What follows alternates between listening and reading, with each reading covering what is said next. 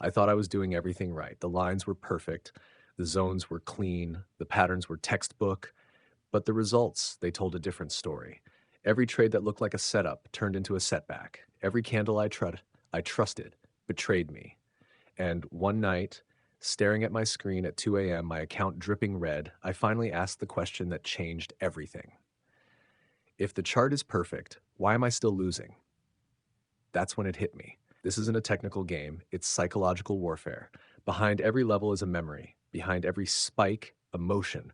Behind every fake out, a mind being manipulated. I wasn't trading charts, I was trading crowd behavior, unresolved trauma, fear, dressed up as price action. And once I saw that, I could never unsee it. This masterclass isn't about indicators, it's about instincts. Because if you want to stop bleeding, you have to stop thinking like prey and start trading like a predator.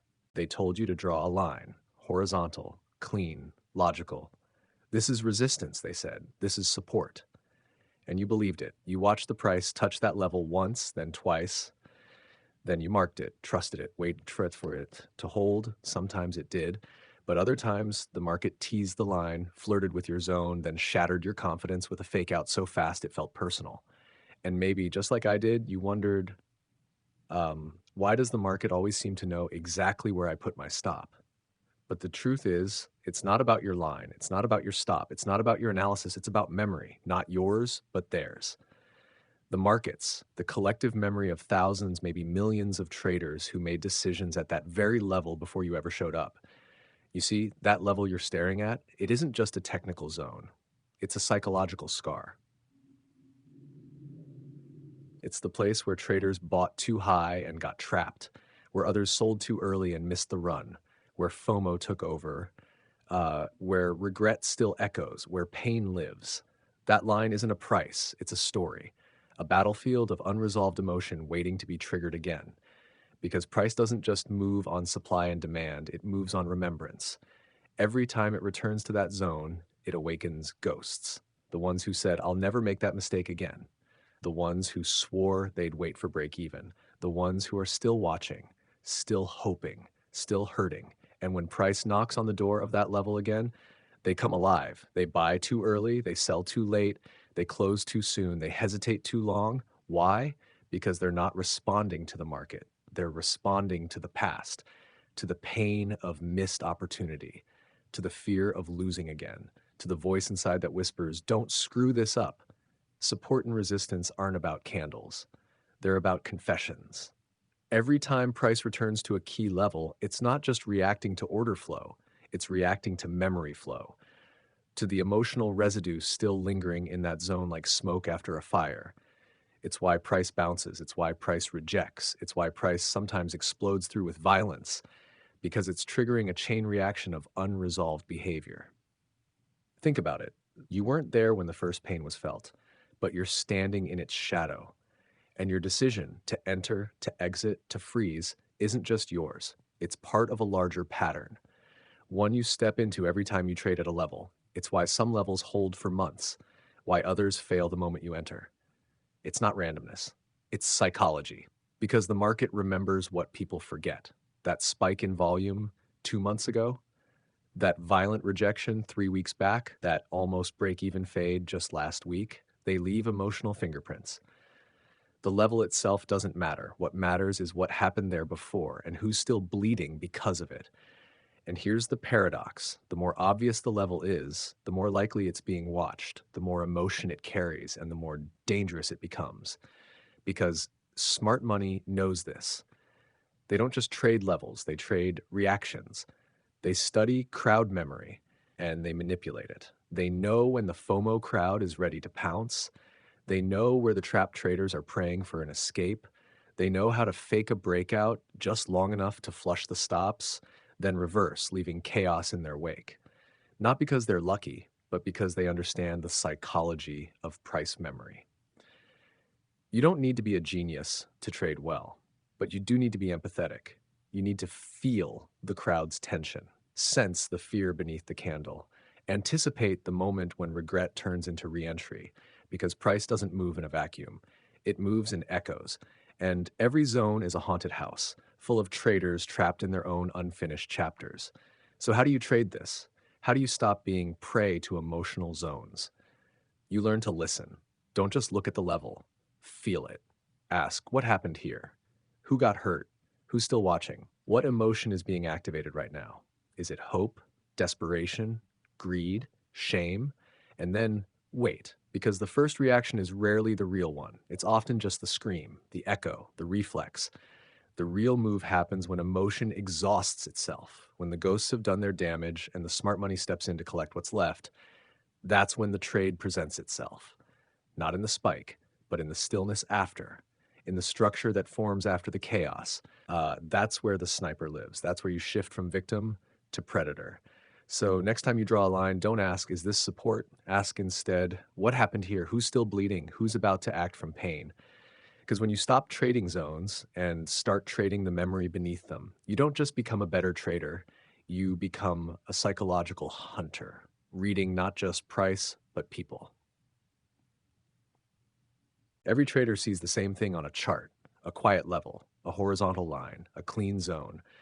But what most miss is what lies beneath it. It looks calm, but it's not. It's a war zone, a battlefield of emotions where three psychological armies gather every time price approaches. And when that moment comes, when the candles inch closer, when the volume shifts, when the tension thickens, it's not just a technical moment, it's a standoff. Three factions, three stories, three sets of intentions, all waiting behind the gate. And they don't move with strategy, they move with emotion. Let's meet them. The first army, the trapped. They entered too late or exited too soon.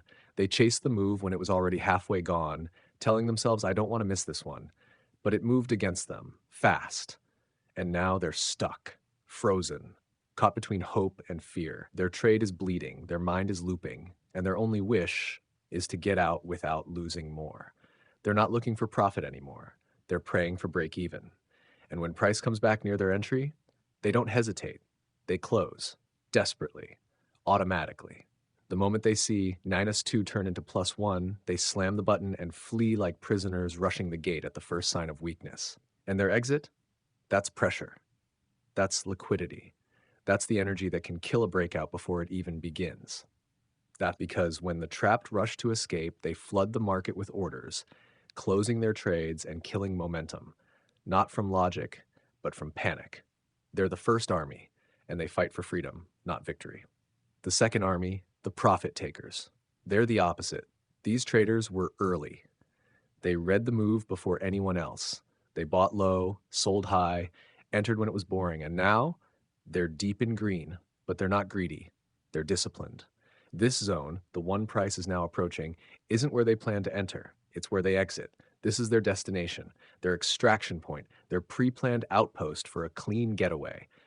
Like snipers calling the helicopter after the mission's complete. They don't hope, they execute. They've waited for this level, and the moment price touches it, they close.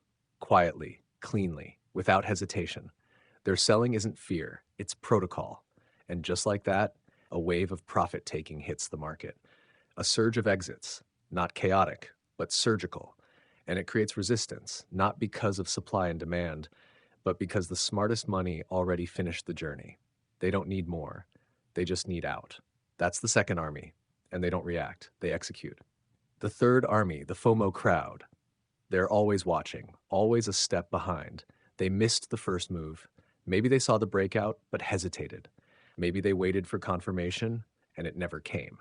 Maybe they've just been sitting on the sidelines, watching everyone else win.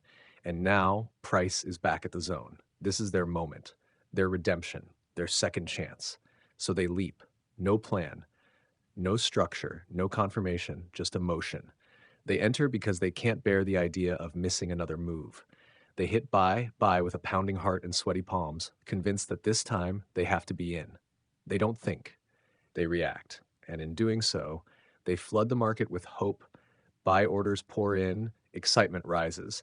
But what they don't see, what they never see, is that they're buying exactly where the profit takers are selling. They're buying the top, again, not because of market logic, but because of emotional need. And that need, it feeds the trap. That's the third army, the watchers, the chasers, The crowd that always comes late to the party and leaves with regret. 3 armies, 1 zone. Now picture this. All 3 armies waiting at the same level. The trapped want out, the profit takers want closure, the FOMO crowd wants in. And price, it's the fuse. What happens next depends on who acts first. Sometimes the trapped panic so quickly that their exits overwhelm the market and price reverses sharply. Other times the FOMO crowd is so rabid that their buying overwhelms all exits and price explodes through the zone. And sometimes it's the profit takers. Calm, calculated. They drain momentum so perfectly that the market just dies there. It stalls, fades, collapses. No drama, just exhaustion. That's the hidden war you're watching every time price nears a support or resistance zone. And if you're not aware of it, if you're just trading the line, you're playing blind. Because your trade isn't just about levels, it's about alignment. How to use this? Here's the edge. Your job as a trader is not to guess who will win the battle. Your job is to sense the tension, to feel the crowd, to read the signs of exhaustion or eruption or rejection, and most importantly, to wait. You don't need to predict the winner. You just need to recognize the moment when one army is collapsing and another is striking. That's the real entry, not the zone, the reaction, because it's never about the line. It's about who's standing behind it. And once you learn to read that pressure, to feel the shift before it prints, you'll start trading not just price, people, and when you can see people, you can see the future. Most traders enter the market like swordsmen. They rush in, fast, aggressive, swinging wildly, believing that with enough speed, enough energy, enough effort, they'll win. But this isn't a sword fight, it's a gunfight. And the one who survives is the one who doesn't flinch. The sniper. He doesn't need noise. He doesn't need movement. He needs one thing only, a clean shot, and he'll wait all day for it. That's what separates the average trader from the lethal one. Not more indicators, not more trades, not more screen time, but restraint, discipline, patience so sharp it feels like a weapon. Because the sniper knows something the crowd forgets every single day. You don't win by entering first. You win by entering last, but right. The sniper doesn't enter at the first touch of a zone. That's where the amateurs get excited, where the emotional rush takes over, where the candle kisses the line and everyone piles in, whispering, "This is it." But the sniper, he doesn't even blink, because he understands first touches are full of lies. The market doesn't reveal its hand on the first approach. That initial move is usually a trap, a test of impulse, a heat check for those too eager to wait. It might bounce, it might fake out, it might pierce the level just enough to hit your stop loss and then reverse the very next candle. And when it does, the crowd bleeds. But not the sniper. He's still waiting. Calm, detached, watching how the market behaves around the level, not just at it, because that's the difference. The crowd trades the zone. The sniper trades the reaction. He's not guessing, he's observing. Every candle is a signal. Every wick is a tell. Every hesitation, a whisper. The sniper reads the rhythm, the flow, the timing. He's not just looking for price touch the zone. He's watching for a story to unfold. Maybe it's a sharp wick rejection. Maybe it's a sudden shift in volume. Maybe it's a bearish engulfing pattern, or simply a candle that fails to close strong where it should. And when he sees it, when all the conditions align, he acts. Not emotionally, but surgically. One entry. Planned. Precise. His stop loss? It's not based on hope. It's protected by logic, usually just beyond the level that flushed out the impatient. He knows if price breaks that level with conviction, the story has changed. And he exits cleanly. No hesitation, no revenge, no spiraling thoughts of maybe it'll come back. Because the sniper doesn't need every trade to win. He only needs to protect his capital for the trades that deserve it. And those only come when the market reveals its hand. Here's the truth no one wants to hear. Most traders don't trade for edge. They trade to feel alive. They want movement, action, excitement. They confuse stimulation with strategy. They jump into trades not because they've seen something clear, but because they can't bear the feeling of missing out. And that neediness, it's what the market feeds on. Every false breakout, every stop hunt, every whipsaw candle. It's not randomness. It's precision, aimed directly at the emotionally reactive. But the sniper, he's untouchable. Because he's already accepted that waiting is part of the work. He doesn't need to be in a trade to feel valuable. He doesn't measure his day by entries. He measures it by alignment, by how closely his actions matched his process. Think about it like this. The market is like a jungle. The loudest animal gets hunted first, but the quiet one, the patient one, that's the predator. That's the one who moves only when the wind is still, when the prey is vulnerable, when the shot is guaranteed. In trading, it's no different. The sniper doesn't announce himself. He doesn't post every setup. He doesn't chase. He waits. And when he sees the moment that others miss because they were too busy chasing, he acts with lethal calm. Here's a scenario. Price approaches a key resistance. It touches, reacts, pulls back. The crowd sees a breakout forming. They pile in. But the sniper, he notices something different. Volume is dropping. Candle bodies are shrinking. Momentum is fading. Then comes the wick. A long, nasty rejection spike that pierces above the zone and slams back down. The crowd panics. The sniper smiles because that wick just flushed the weak hands. And now he has a signal. He enters short, stop just above the wick. Target, the next logical zone below. And as price falls, he doesn't get emotional. He doesn't move his stop. He doesn't scale in blindly. He lets the market do the heavy lifting because the hard part was done before the entry, in the stillness, in the waiting, in the precision. Most traders try to trade like soldiers in a battlefield. They fight every candle. They charge into every zone. But the sniper, he knows this isn't war. It's surgery. Minimal input, maximum impact. So ask yourself, are you trading because the setup is real or because you're restless? Are you entering because you see clarity or because you feel pressure? Because when you trade like a sniper, you flip the dynamic. You stop chasing the market, you make the market come to you. And that's where your power lives. Not in the button you click, but in the trades you choose not to take. That's what makes you dangerous. That's what makes you different. That's what makes you a sniper. Every trader remembers the breakout, that moment when price surges through resistance, when a green candle stretches tall like a flag raised in victory, when momentum screams, "This is it, don't miss it." And most traders obey. They chase, they click, they FOMO, because in that instant, logic is drowned out by emotion. And yet, moments later, price reverses. Just as quickly as it broke out, it fades, sometimes violently, sometimes silently. But either way, you're left holding regret again, and you wonder, was it a fake out or did I just enter too soon? The truth? You didn't enter too soon. You entered without confirmation because the breakout isn't the opportunity. The retest is. You see, the market isn't a race, it's a test. And when price breaks a level, that's not the green light. That's the setup. The real trade begins after the move, after the chaos, after the adrenaline fades. The market always asks the same question. Was that breakout real or just a trap? And the answer? It comes at the retest. Think of the breakout like a door being kicked open.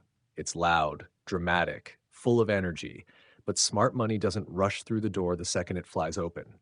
They wait. They want to see if that door stays open, if it holds, if it invites conviction or collapses under doubt. Because a true breakout has follow-through. It doesn't just pass a level, it proves itself. And the way it proves itself is by coming back to test the zone it just left behind. Here's what a clean retest looks like. Price surges through resistance, but instead of flying away, it slows. It pauses, it drifts back, not in panic, but in control, like a seasoned warrior circling back to check the battlefield. And when it returns to that level, it doesn't collapse. It holds. Sometimes it wicks below, just a little, just enough to trigger the stops of the impatient. Then it snaps back. Strong, decisive, unapologetic, that moment, that bounce, that's your entry. Why? Because it's not just structure, it's psychology. The retest is where the emotional layers of the market reveal themselves. Think about who's watching at that moment. The breakout chasers who didn't get in earlier, now hoping for a second chance. The sellers who shorted the first breakout, thinking it was fake, now trapped, sweating. The original buyers, now watching to see if their conviction was correct. Everyone's watching, everyone's holding their breath. And in that pause, you get clarity. The market shows you where belief lives. If the level holds, it wasn't just a breakout. It was a shift in structure, a change in consensus, a confirmation of strength. But if it fails, if price breaks through and collapses back below the level, then you just witnessed a fake out, a manipulation, a setup designed to trap and reverse. And the beauty is you avoided it because you didn't rush the breakout. You waited for the retest, and that patience, that stillness, that's your edge. But let's be clear, not every retest is honest. Some are engineered, crafted to look clean, to feel safe, only to flip on you the moment you commit. That's why the retest is an art, not a formula.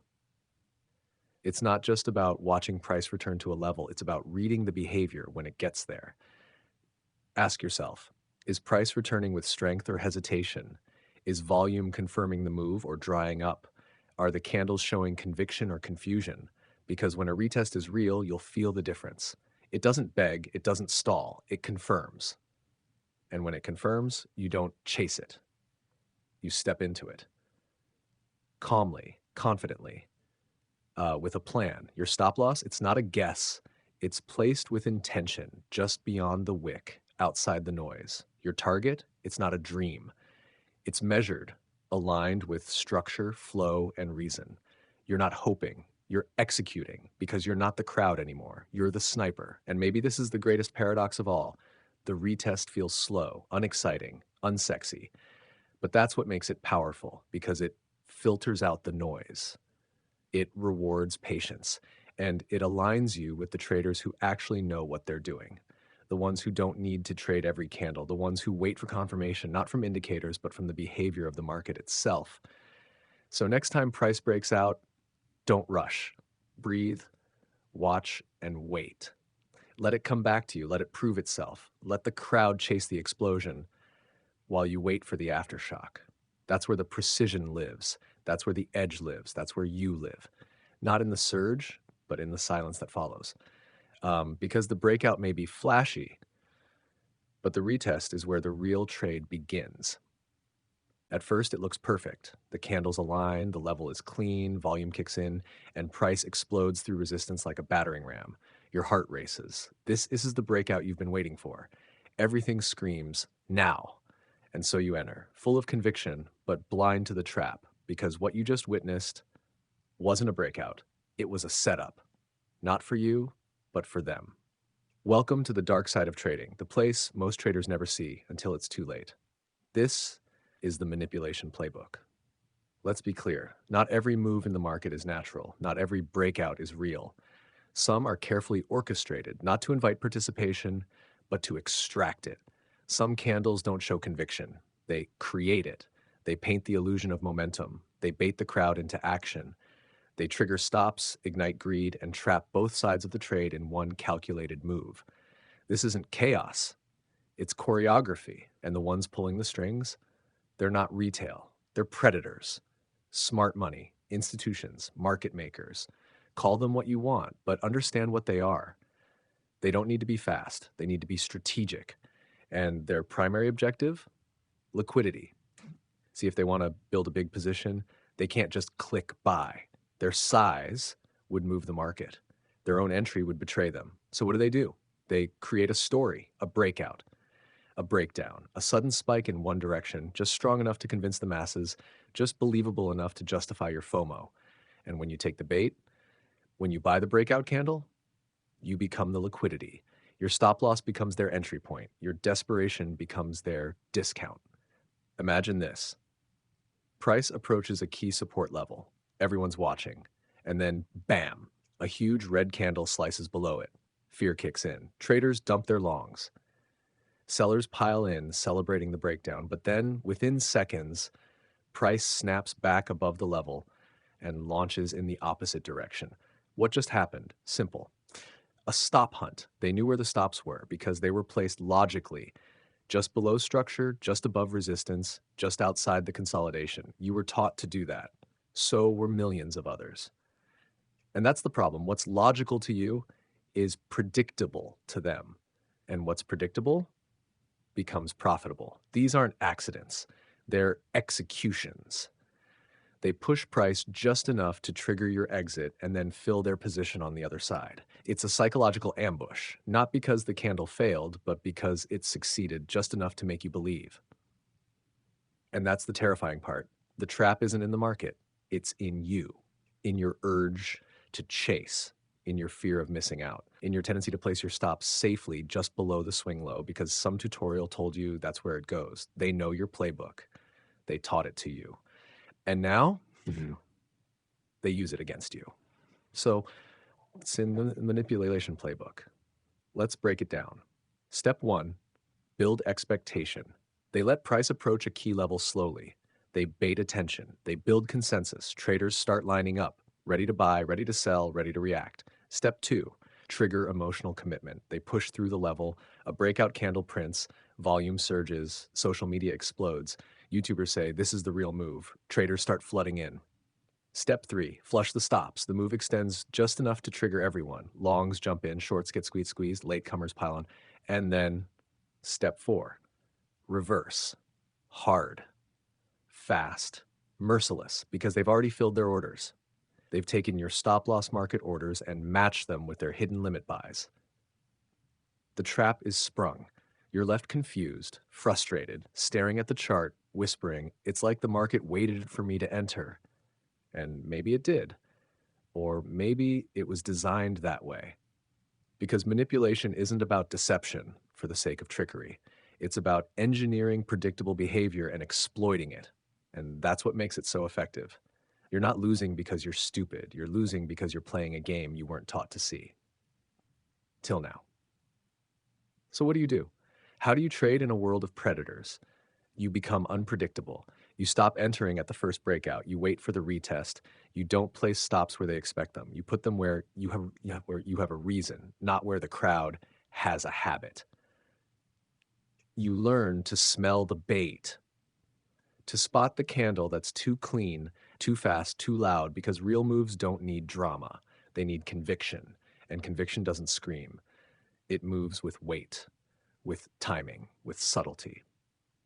Here's the edge. Once you see the trap, you can set your own. You can wait for the fake out. You can place a limit order just beneath the sweep. You can enter with the predator, not the prey. Because now you know their playbook. You know how they bait the crowd, ignite the emotion, trigger the herd. And that means you no longer follow the emotion. You observe it. You no longer react to the chaos. You anticipate it. You no longer fall for the story. You read between the lines. And from that place, you don't just trade differently, you see differently, because every fake breakout, every violent wick, every too perfect pattern, it stops being personal and starts being predictable. That's when the manipulation ends. Not because they stopped setting traps, but because you stopped walking into them. Price lies, it flinches, it fakes, it teases you with patterns, only to betray you at the last candle. But there's one element on your chart that never lies, one signal that whispers the truth beneath the noise: volume. While most traders are chasing green and red bars, watching for breakouts, engulfing patterns, double bottoms, and trend lines, volume sits quietly at the bottom of the screen, ignored, overlooked, disrespected. But volume is the pulse. It doesn't just tell you what happened, it tells you who was behind it and how much they cared. Imagine this. Price breaks a key level, resistance that's been tested 3 times. A breakout candle prints, tall, strong, beautiful. You're tempted to jump in, but you look down and volume is flat, thin, empty. That's not confirmation. That's a hollow move. That's someone knocking on a door, but no one's home. The move looks powerful, but it's standing on air. No participation, no conviction, no story behind it. It's a performance, not a push. And sure enough, moments later, the price reverses, fast, hard, leaving the breakout chasers scrambling for exits. That's the power of volume. It tells you what's real. Now flip the script. Price approaches a support level, slow, controlled. Then suddenly, boom, boom, a candle erupts with force. Not just visually, but with volume behind it like a drumbeat in the dark. That's not a guess. That's commitment. That's big money stepping in, not with hope, but with size. Because volume is presence. You might not know who is buying, but when the volume surges, you know this: someone showed up. And in trading, that's everything. Volume gives you X-ray vision. A candle might look strong, but if the volume is weak, it's a bluff. A reversal might look risky, but if it comes with a volume spike, it's a stand. It's not just the shape of the candle that matters, it's the weight behind it. You don't want to follow fireworks, you want to follow force. And force is revealed in participation, not in illusion. Most traders glance at volume like background noise, but the sniper, he studies it like a language because volume doesn't speak in words, it speaks in intention. And when you learn to hear it, you stop trading what the market says and start trading what the market means. Here's how to listen. Low volume breakout, likely fake. It's excitement without substance. Watch for reversal or retest. High volume rejection at a key level. That level matters. Smart money is defending it. Don't fade that lightly. Volume spike, then silence. Liquidity has been harvested. A trap was just executed. Prepare for reversal. Gradual volume buildup, tight price compression. Pressure cooker. Something's coming. Prepare for the explosion. Volume doesn't give you signals. It gives you context. And in a game where milliseconds matter, context is control. Think of volume like tone in a conversation. Two people can say the same sentence, but one says it with sarcasm, the other with sincerity. If you only listen to the words, you miss the meaning. But if you hear the tone, you understand the truth.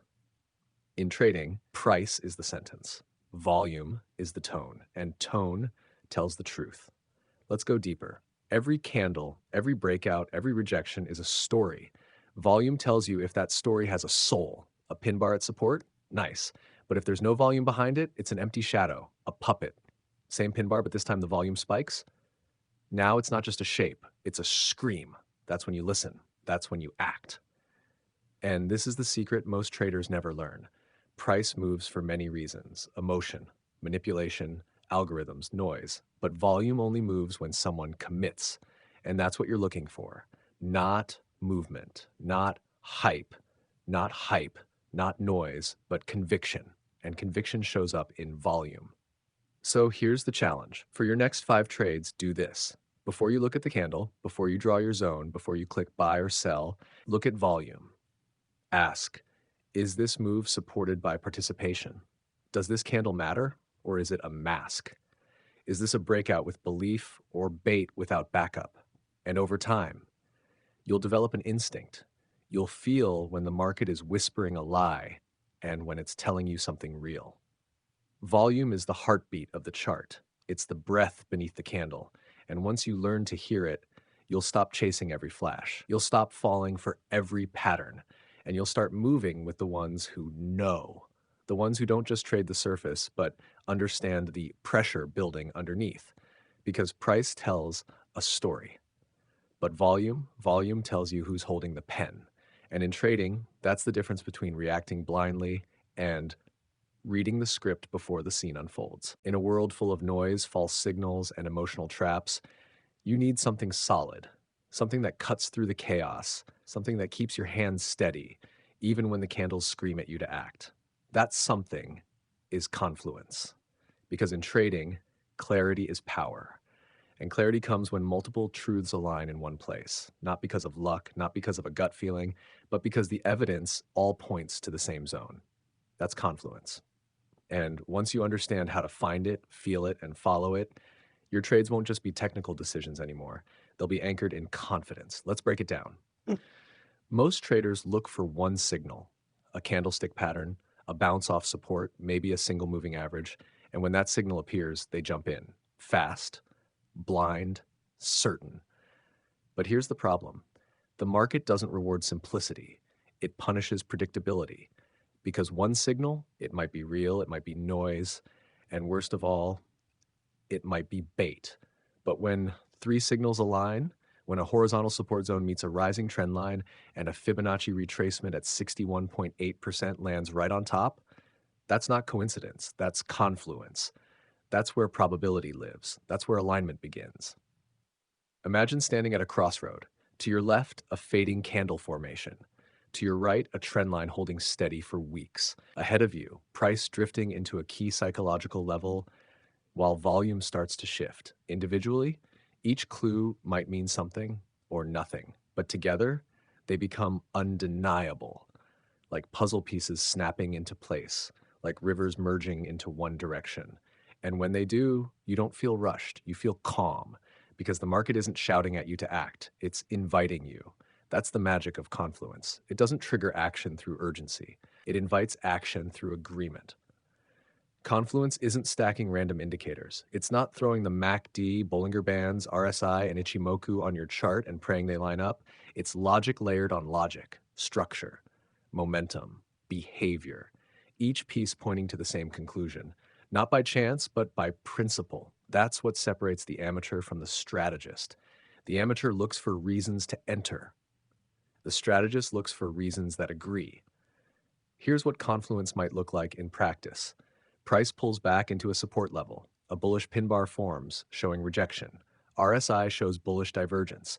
Volume dries up on the pullback, indicating exhaustion, and a 200 EMA is sitting right beneath. Now ask yourself, is this just a setup, or is it a meeting point for belief, memory, and behavior? Because when price reacts here, it's not reacting to one reason. It's reacting to many. That's the zone where traders converge, where fear meets opportunity, where hesitation becomes conviction.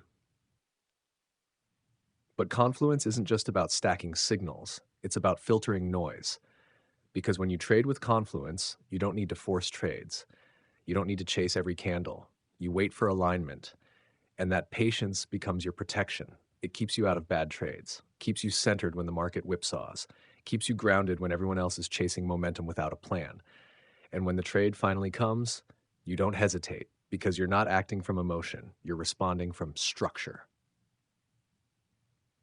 Here's the deeper truth. Confluence brings peace. It slows you down, not because you're afraid, but because you're precise. It makes your stop loss logical, not reactive.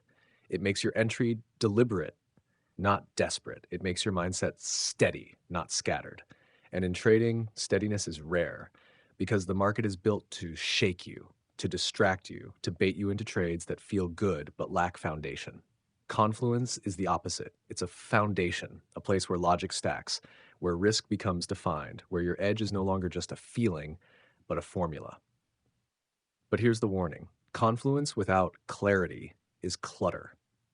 Don't confuse complexity with strength. Adding more tools doesn't make your trade better. It makes your screen louder. You're not looking for quantity. You're looking for agreement. 3 aligned tools are stronger than 10 chaotic ones. The question isn't how many indicators you use, it's whether they tell the same story. Because when they do, that's not confirmation bias. That's strategic consensus. So ask yourself, is this level significant or just convenient? Does price structure support the setup or contradict it? Do momentum and volume agree, or conflict? If the answers line up, you act. If they don't, you wait. Because when clarity is missing, discipline is your edge. The best traders don't trade more. They filter better, and Confluence is their filter. It keeps them sharp, selective, centered. They don't chase profits. They attract them by stacking probabilities in their favor. And the more aligned their tools become, the less fear they feel, because fear fades when logic takes over. So the next time you stare at a chart, don't just ask, is this a setup? Ask, is this structure supported by multiple streams of evidence? Is this a moment of alignment or just noise in disguise? Because in a game where most traders drown in complexity, the ones who thrive, they move with simplicity, not shallow simplicity, but elegant clarity, and Confluence is where that clarity begins. Not all wounds are loud. Some bleed in silence, slow, subtle, repeated. And in trading, these wounds are almost never technical. They're psychological. They show up not in the charts, but in your habits, the tiny decisions, the little violations, the moments you tell yourself just this once. Those moments, they stack. And over time, they become sins, not moral sins, but trading sins, patterns of self-betrayal so subtle you don't even notice you're bleeding until your account reminds you. So today we expose them, not to shame you, but to set you free. Because once you see your patterns clearly, you can finally stop being a prisoner to them. These are the cardinal sins of trading. Let's begin. Sin number 1, vengeance trading. The market just stopped you out. You feel it in your chest, the burn, the betrayal, and before you even breathe, your finger is hovering over the buy button. You're back in, not with clarity, not with structure, but with spite. Because part of you believes the market owes you something, that if you can just get it back, you'll feel better. But here's the truth. The market doesn't know you, it doesn't care about your loss, and it certainly doesn't owe you revenge. Trading from anger is like boxing blindfolded. You hit nothing and get hit from everywhere. You don't need revenge. You need release. Let the last trade go, or it will drag your next one down with it. Entering before the candle closes. The setup looks good. A rejection is forming. The wick is long. The candle body's clean, but it hasn't closed. Still, you click because you want control, because you want to feel decisive, because waiting is uncomfortable. But that impatience costs you. The candle flips, the pattern dissolves, and now you're stuck in a trade that no longer exists because you acted on a sentence before it was finished. Let the candle close. Let the story complete. Confirmation doesn't cost you edge, it saves you from chaos. Sin number 3, zooming in too far. You're on the 1-minute chart, maybe even the 15-second. You want to catch every flicker of movement, but here's the trap. Zooming in feels like control, but it's actually confusion. You're not trading structure. You're trading noise, tiny patterns, rapid reactions, no context, no narrative, just stimulus. You tell yourself you're being precise, but what you're really doing is staring so closely you can't see the bigger picture. You're reading one word and trying to guess the whole novel. Zoom out. Breathe. Let the chart show you the story, not just the scene. Sin number 4, obvious stop-loss placement. You placed it just below the swing low, just above resistance, right where everyone else was taught to place it. It's logical, it's disciplined, and it's a target. Market makers don't need to beat you. They just need to know where you'll bleed. And obvious stops are like neon signs in the dark. They hunt them, wick through them, trigger them, then reverse, leaving you with nothing but confusion and a trade that would have worked if your stop wasn't a magnet. Protect your stop like a secret, not a standard. Structure it from logic, yes, but also from unpredictability, because predators don't chase random prey, they chase the visible. Sin 5, believing this time will be different. You've seen this setup fail before. You've entered too early, chased the breakout, ignored confirmation, violated your rules, and now price is back at the same zone. You hover, the impulse rises, the lie forms. This time it'll work, but nothing has changed. Not the market, not the pattern, not your process. The only thing different is the hope you're using to justify the same behavior. The market doesn't care about your intention, only your execution. And if your execution is rooted in emotion, the result will be too. Stop repeating patterns you never rewrote.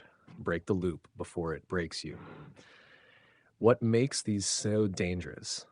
What makes these sins so dangerous is how they feel like trading. They feel productive. They keep you active. They keep your mind busy, your heart racing, your ego involved. But motion isn't mastery, and activity isn't advancement. You don't win by doing more. You win by violating less. So what's the cure? Not more knowledge, not more tools. It's self-command. The trader who succeeds is rarely the smartest, but almost always the most consistent. They don't eliminate emotion, they contain it. They don't avoid discomfort, they breathe through it. They don't take perfect trades, they take aligned ones. And that alignment, it starts with subtraction, with removing the habits that drain you, with pausing when your instincts say go, with sitting on your hands when your heart says now. That's discipline, that's edge, that's evolution. So let's be honest. Which sin do you recognize in yourself? Is it revenge, impatience, visibility, denial? We've all been there. What matters now is what you do next. Because self-awareness isn't the end of the journey. It's the beginning of a new identity. And you don't have to be perfect. You just have to start violating less. There's a moment every trader knows too well. The chart is open, the candles are moving. Your setup isn't perfect, but it's close. Close enough to justify, close enough to tempt you. You stare at the screen, your hand hovers over the button, and a voice inside whispers, if I don't take it now, I might miss it. And just like that, you're in the trade. Not because the market demanded it, but because your restlessness did. And that is where the bleeding begins. Because in trading, the market doesn't reward activity, it rewards precision. And precision only exists in stillness. Not trading isn't laziness. It's not passivity. It's not weakness. It's one of the most disciplined acts in this game because anyone can click, anyone can chase, anyone can trade to feel in control. But to wait, to watch, to let the market speak without needing to respond, that takes something deeper. That takes command. The truth most traders avoid is this: you don't overtrade because the setups are too good. You overtrade because silence is uncomfortable. We live in a world addicted to motion. We equate activity with progress, busyness with purpose. And in trading, entries feel like effort. Clicking the mouse feels like doing something, and doing nothing feels like missing out. But this is the great illusion, because the more you chase, the more the market runs from you. And the more okay you are with missing a move, the more the market starts to reveal the ones that matter. Professional traders don't trade more because they know more. They trade less because they've learned what's not worth it. They understand that every trade has a cost, not just in capital, but in clarity. Every unnecessary entry drains your focus. Every impulsive trade clouds your judgment. Every emotional click fractures your rhythm. And in this game, rhythm is everything, because when you lose your rhythm, you lose your ability to hear the market. Here's the paradox: waiting is not passive, it's intensely active, because in those moments of stillness, you're scanning, observing, tuning into the subtleties that the impatient miss. You're not frozen, you're focused, you're not hesitating, you're hunting like a sniper behind the scope. You don't fire because you're bored, you fire because the target is aligned. The shot is clean and the moment is undeniable. Until then, you sit in silence, sharp, ready, detached. The best traders I've ever met, they measure their success not by how often they enter, but by how often they don't. They celebrate the trade they skipped because it didn't meet their criteria, just as much as they celebrate the trade they took that hit profit, because both are victories. Both are decisions made from alignment, not from neediness. Ask yourself, how many trades have you taken just to feel productive? How many times did you enter not because the setup was perfect, but because you felt you needed to be in something? How many times have you told yourself, I'll just manage the risk, when you knew deep down the trade had no edge? And how many of those trades gave you anything but regret? That's the cost of impatience. It's not just losing money, it's breaking your rhythm. It's eroding your confidence.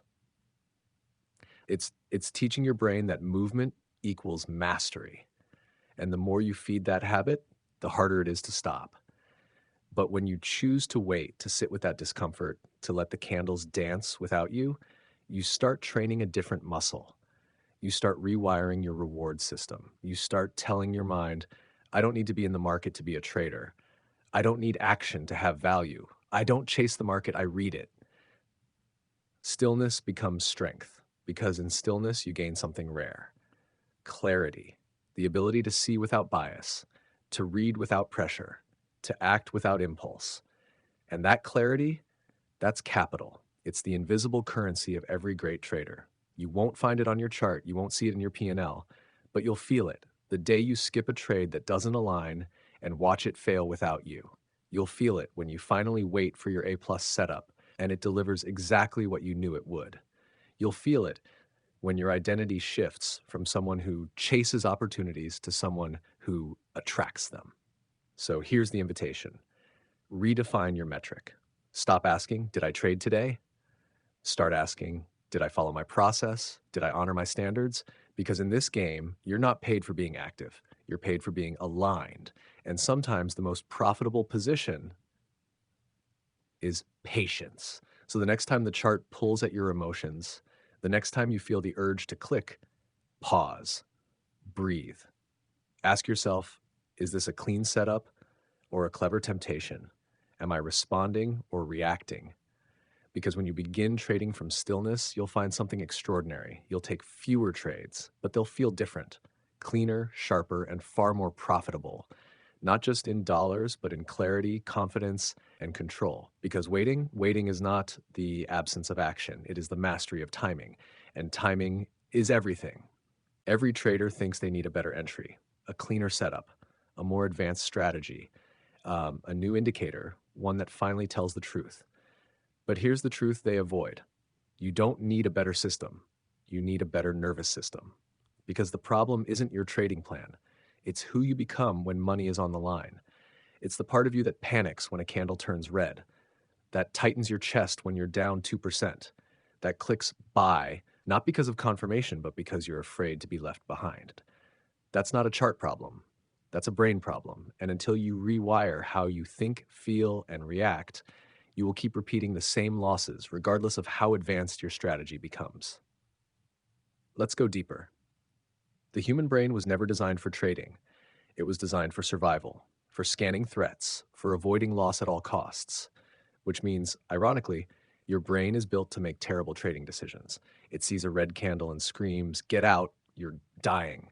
It sees a green breakout and whispers, "Get in now or miss everything." This is fight or flight in disguise. And when you trade from that primal place, you lose not because the trade was bad, but because your biology took over. You didn't analyze, you reacted. You didn't execute your system. You abandoned it, not because you're weak, because your brain is doing its job, even though it's sabotaging your edge. That's why the true path to mastery isn't about finding the perfect setup. It's about retraining the mind that trades it. It's about rewiring your neural responses so that fear no longer drives the bus and greed no longer grabs the wheel. It's about creating space between stimulus and response. That space, that's your freedom. So how do you rewire? It starts with awareness. You can't change what you don't notice. Every time you panic, exit a trade, pause. Don't judge it. Don't explain it away. Just witness it. What were you feeling in that moment? What was the story your brain told you?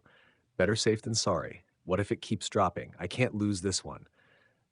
That's your old wiring speaking. That's the survival mind, not the strategic mind. And you don't fight it with force. You rewire it with repetition.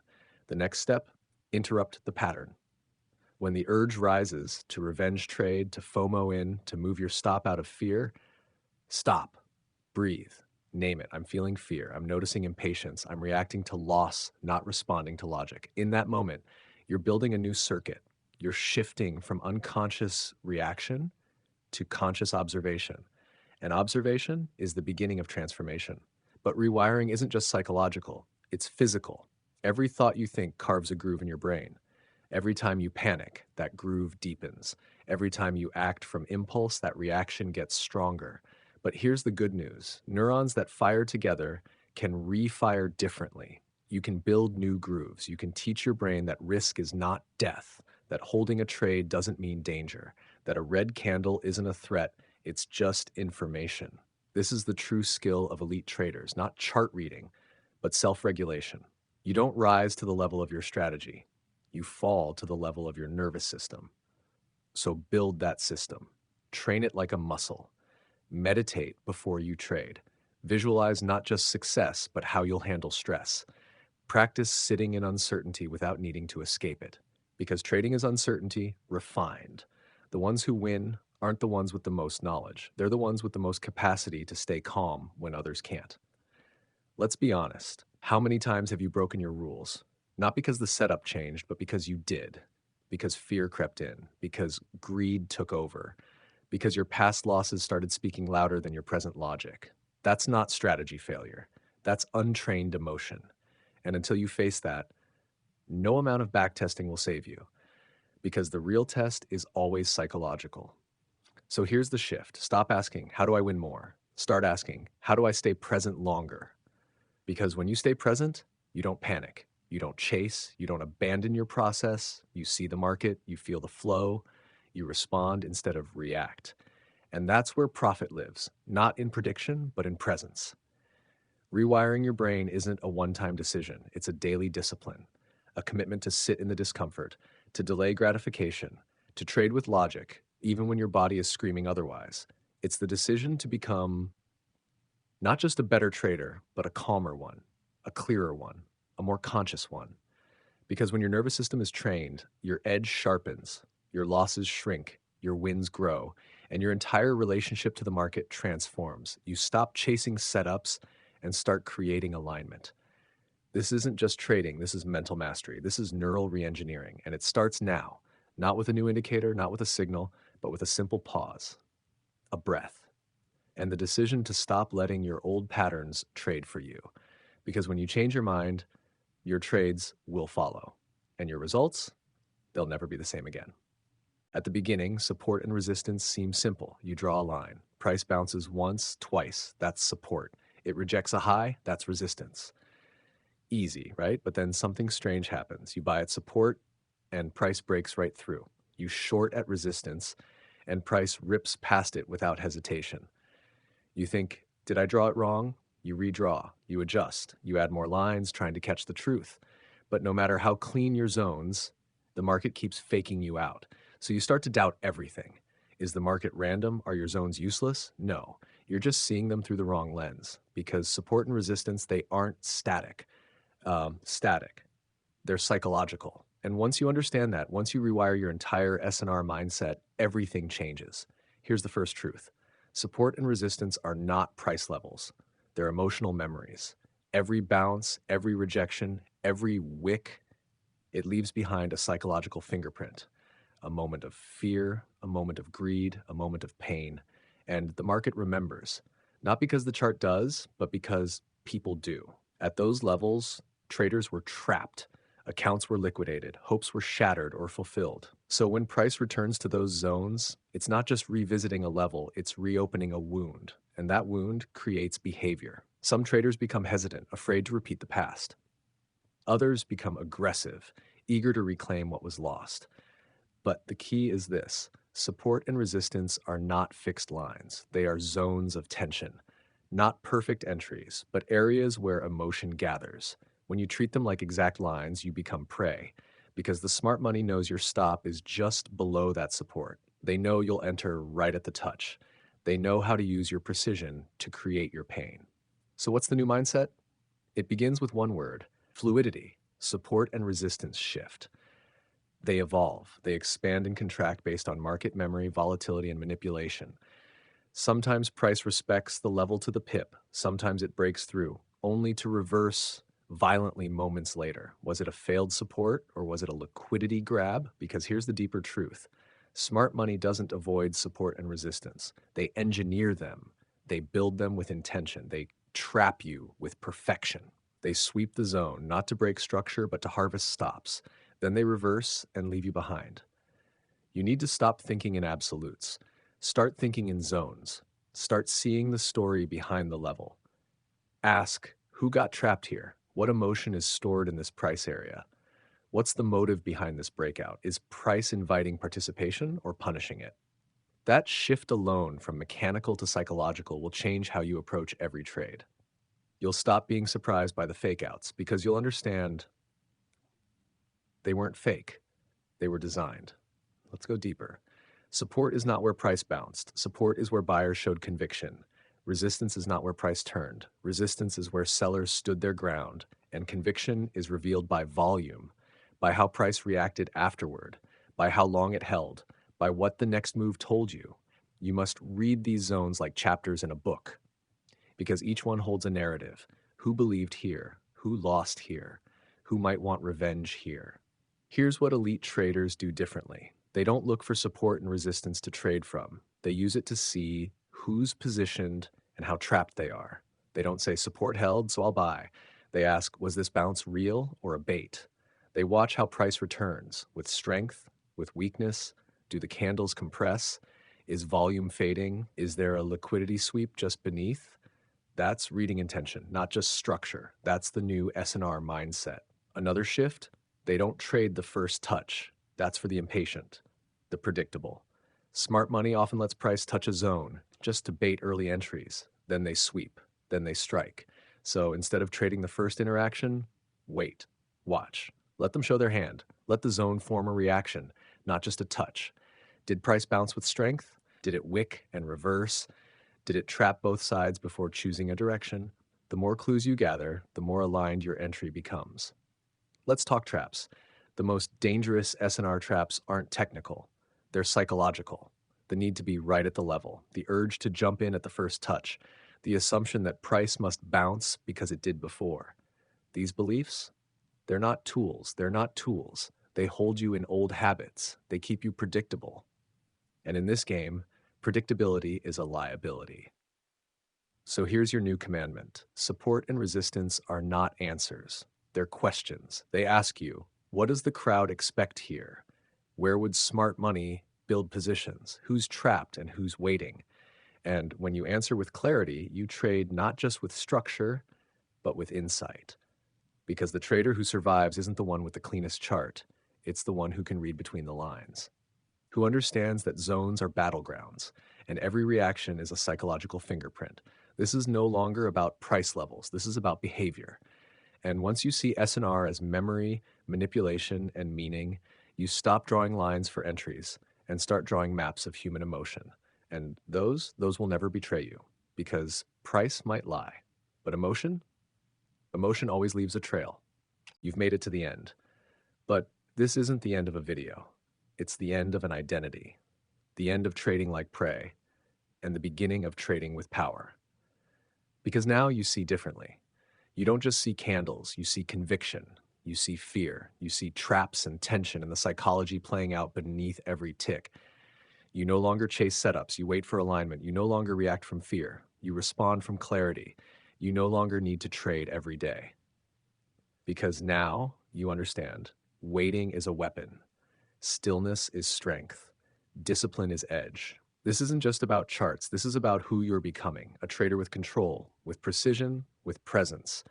A predator, not in aggression, but in focus, in patience, in mastery. So if this spoke to something in you, if something shifted inside you, then this is your call to rise, to stop looking for more setups and start becoming more strategic.